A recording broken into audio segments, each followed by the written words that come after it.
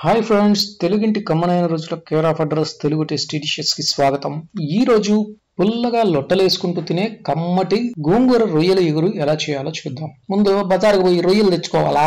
ఎమ్మిటినే శుభ్రంగా క్లీన్ చేసుకొని ఇదిగో ఇలాగ రొయ్యల కడుపులో ఉన్న పేగుల్ని ఇలా తీసేసుకోవాలా, లేదంటే చేదొస్తాయి. సో శుభ్రంగా గల్లుపు, నిమ్మరసం, పసుపు వేసి 1-2 సార్లు శుభ్రం చేసుకొని కొంచెం కారం, కొంచెం ధనియాల పొడి, కొంచెం అల్లం వెల్లుల్లి పేస్ట్ వేసి కలుపుకోవాలా.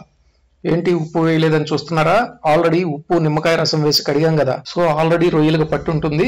సాల్ట్ కొంచెం మాత్రమే వేసుకోండి. సో ఈ మిశ్రమాన్ని ఇప్పుడు కొంచెంసేపు పక్కన పెట్టుకుందాం.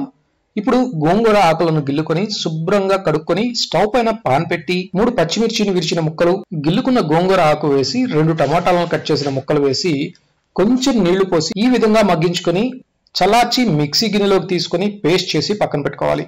ఇప్పుడు స్టవ్ పైన మరో పాత్ర పెట్టి ఆయిల్ వేసి రొయ్యలను వేసి ఈ విధంగా మగ్గించుకోవాలా.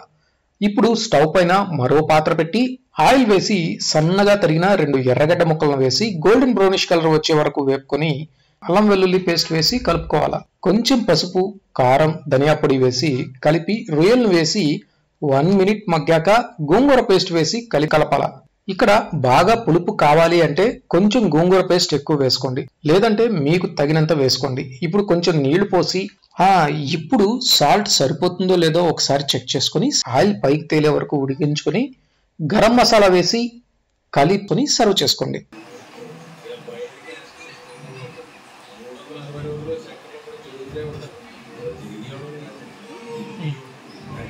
ఉల్లిపాయ, నిమ్మకాయ చూపెట్టు.